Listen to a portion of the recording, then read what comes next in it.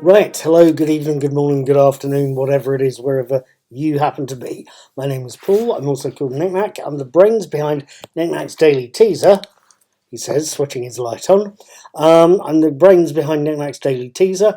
I talk about movies when I get a chance to sit down and actually finally see one, and I also talk about TV shows I'm watching.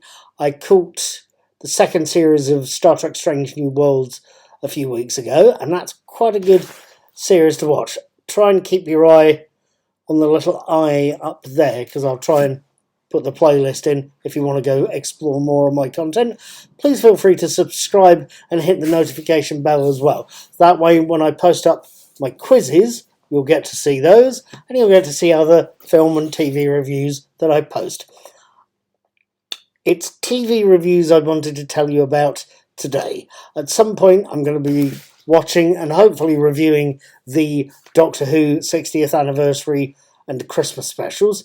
I will hopefully be watching all sorts of stuff, but tonight I'm going to tell you that I saw the first episode of Good Omens Series 2, and I wanted to tell you what I thought. Episode 1 of Series 2, The Arrival, opens not with a summary of the first series, but with a brief scene before the beginning of the Earth, showing us Crowley, David Tennant, as an angel, happily creating stars while chatting with Aziraphale, Michael Sheen.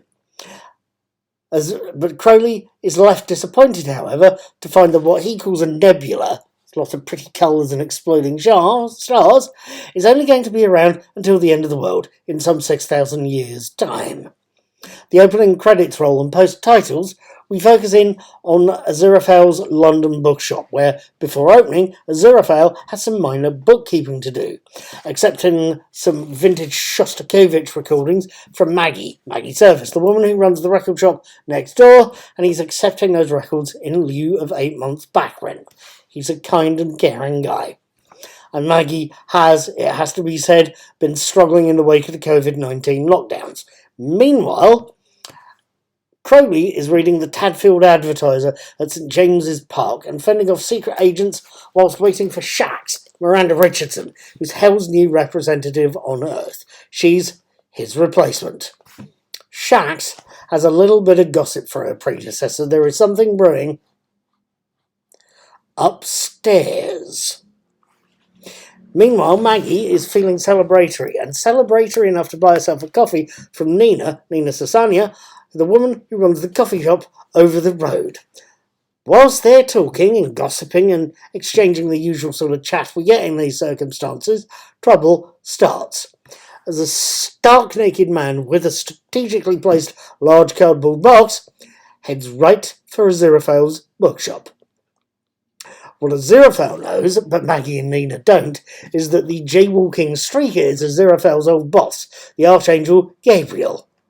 Shax was right. Things are going down.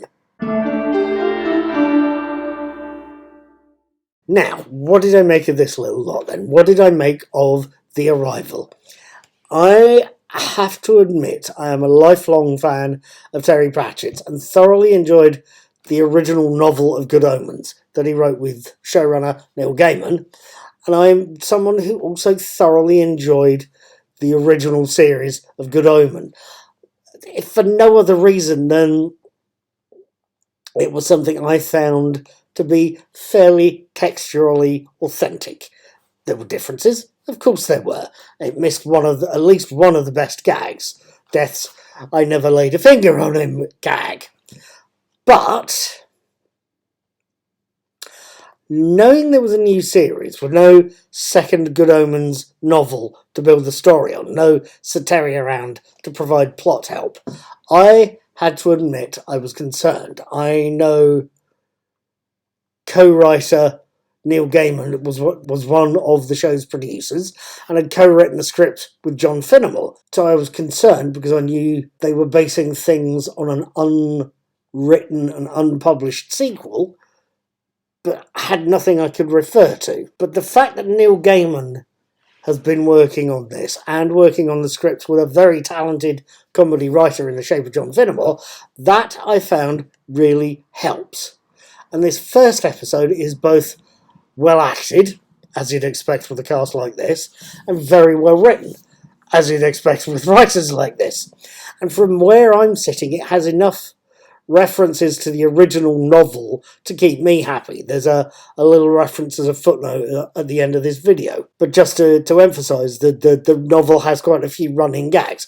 One that springs out for me is that in the original novel, Aziraphale and Crowley meet in St James's Park in London because every secret agent in the city having a clandestine meeting with an opposite number does exactly the same thing. It's a convenient place to meet up and talk to an opposite number without your boss or their boss finding out. To the point in the original novel where the ducks in St James's Park ponds look up expectantly whenever they see a possible spy go past. Apparently the KGB rep's black bread is rather well spoken of amongst the ducks. But at any rate, that is something referenced in this episode. We see Crowley telling a suspicious man in a hat and a beard that the Azerbaijani sector chief is over there. You've got the wrong bench, mate. And it's the other thing, and this is where the footnote comes in, the other thing that refers to the original novel is simply Shax asking Crowley if the job really is as easy as she's finding it. Those little references were very reassuring. Somebody knows their stuff. And it's obviously Neil Gaiman who co-wrote the book. It's reassuring and it's good to see.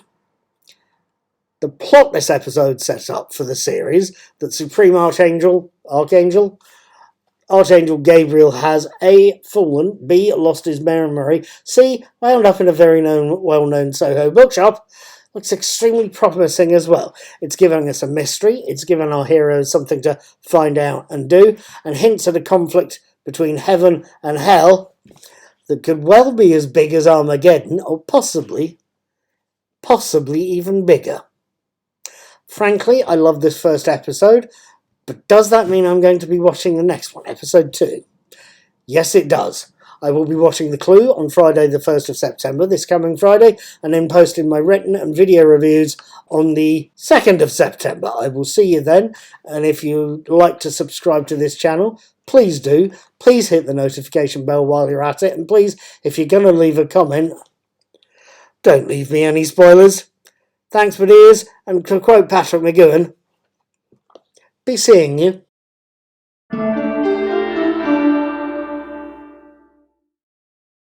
Just as a final note about Shax finding the job easy, in the original novel of the 90s, Crowley would set up a hideous evil plan to tempt humans into doing incredibly hideous acts of incredibly hideous evil, only to find most of his potential victims had already come up with something far nastier.